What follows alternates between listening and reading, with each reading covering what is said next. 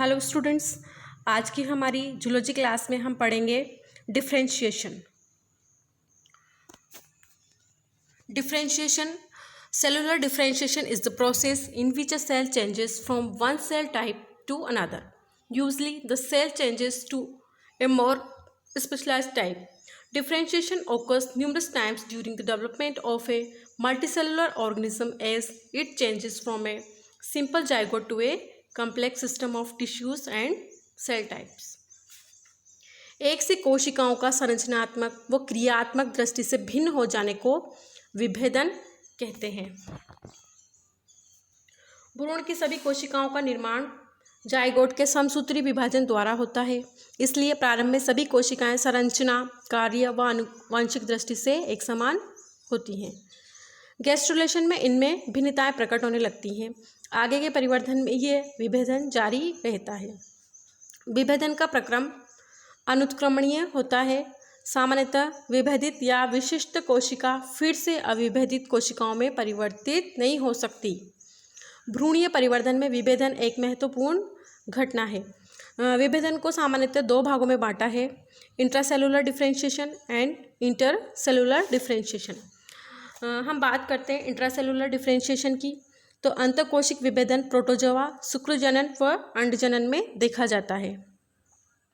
इस प्रकार के विभेदन में विभेदन कोशिका द्रव्य के स्तर पर होता है, जैसे शुक्रजनन में एक्रोसोम, मध्यखंड, पुच्छ आदि का निर्माण। Next, intercellular differentiation. यह सभी प्रकार के मल्टीसेलुलर ऑर्गेनिज्म में पाया जाता है। इसको सुप्रासेलुलर डिफरेंशिएशन भी कहते हैं। इस प्रकार के विभेदन में कोशिकाओं, ऊतकों व अंगों का विभेदन एक प्रकार की कोशिकाओं से होता है। इस प्रकार विभेदित अंग विशिष्ट कार्य करते हैं, जैसे पेशियों का कार्य सिकुड़ना व फैलना, यकृत कोशिकाओं का कार्य पित्त स्रावित करना आदि। नेक्स्ट आता है मॉर्फोलॉजिकल डिफरेंशिएशन। जैसा कि नाम से स्पष्ट है कि कोशिका के परिवर्धन के दौरान आकार व परिमाप में विशिष्टीकरण को मॉर्फोलॉजिकल डिफरेंशिएशन कहते हैं। नेक्स्ट, फिजियोलॉजिकल डिफरेंशिएशन, वह प्रक्रम जिसके द्वारा विभिन्न कोशिकाओं की क्रियाओं में भिन्नताएं प्रकट होती हैं, उसे कालिकी विभेदन कहते हैं। यद्यपि सभी प्रकार की कोशिकाओं में एक सी सामान्य क्रियाएं होती हैं, जैसे उपापचय, फिर भी विभिन्न कोशिकाओं द्वारा विभिन्न कार्य किए जाते हैं। उदाहरण, पेशी कोशिकाओं द्वारा संकुचन, तंत्रिका कोशिकाओं द्वारा आवेगों का संचरण, ग्रंथिल कोशिकाओं द्वारा श्रवण इत्यादि। Chemical differentiation and biochemical differentiation, यह सबसे महत्वपूर्ण प्रकार के विभेदन हैं। रासायनिक विभेदन में कोशिकाओं में विशिष्ट कार्बनिक पदार्थों का निर्माण होता है। इन्हीं के कारण कोशिकाएं अद्वितीय एवं अन्य कोशिकाओं से भिन्न हो जाती हैं।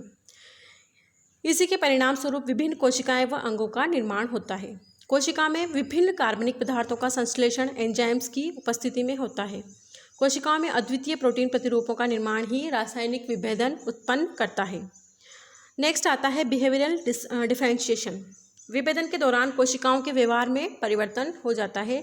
कोशिका के व्यवहार में परिवर्तन को व्यवहारिकी परिवर्तन कहते हैं, जैसे तंत्रिका कोशिकाओं द्वारा आवेग का संचरण व पेशी कोशिकाओं का संकुचन व्यवहारिकी विभेदन के उदाहरण हैं। अब हम बात करते हैं cell differentiation and its mechanism की। यहाँ हम दो तरह के डायग्राम देख रहे हैं। पहला डायग्राम दिखा रहा है, पहले डायग्राम में हम देख सकते हैं सर्कुलेटरी सिस्टम। सर्कुलेटरी सिस्टम में ऑर्गन, हार्ट, और उसके बाद हम देखते हैं टिश्यूज़, और टिश्यू बने हुए हैं सेल से। दूसरा डायग्राम हम देखते हैं डाइजेस्टिव सिस्टम का। डाइजेस्टिव सिस्टम का ऑर्गन है स्टोमक।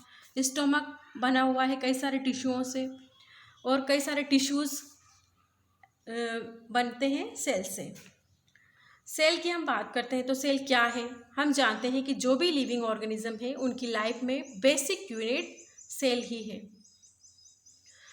सभी लिविंग ऑर्गेनिज्म बहुत सारे सेल से मिलकर बनते हैं, और ह्यूमन की हम बात करते हैं तो उसमें बहुत सारे सिस्टम्स हैं, जैसे हम इसमें देख रहे हैं सर्कुलेटरी सिस्टम और डाइजेस्टिव सिस्टम।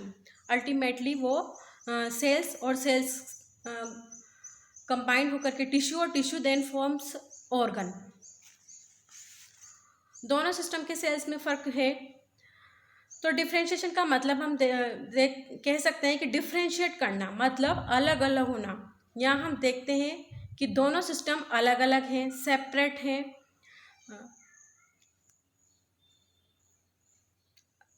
मैकेनिज्म को देखने के लिए हम एम्ब्रायोनिक डेवलपमेंट की कुछ स्टेजेस को देखते हैं।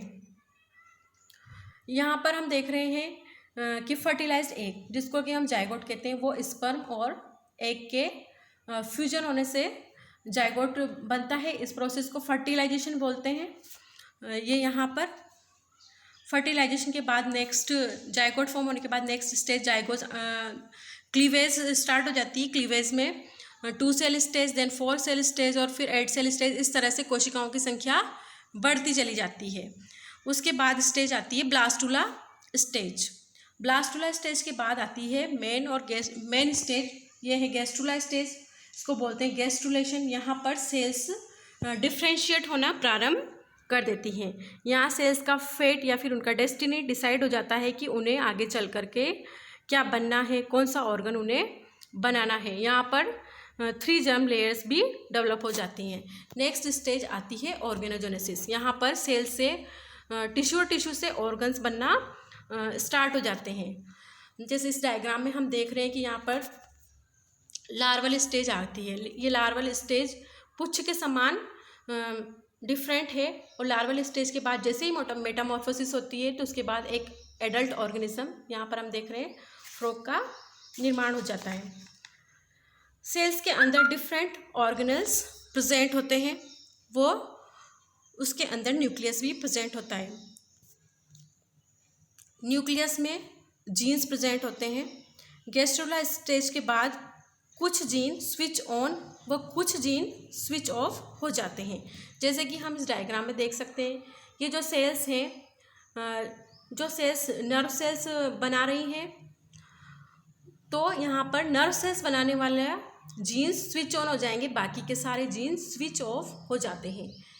नेक्स्ट हम ये जो सेल देखते हैं, इसको ब्लड सेल्स बनानी है, तो ब्लड सेल्स बनाने वाले सारे जीन्स स्विच ऑन और बाकी के सारे जीन्स स्विच ऑफ हो जाते हैं। इसी तरह से लीवर सेल्स की बात करते हैं हम यहाँ पर, तो जो सेल्स लीवर सेल जिनको बनाना है, जिनका फेट निश्चित निर्धारित हो गया है, तो लीवर सेल्स बनाने वाले जीन्स ऑन होंगे, बाकी सारे जीन्स स्विच ऑफ हो जाएंगे।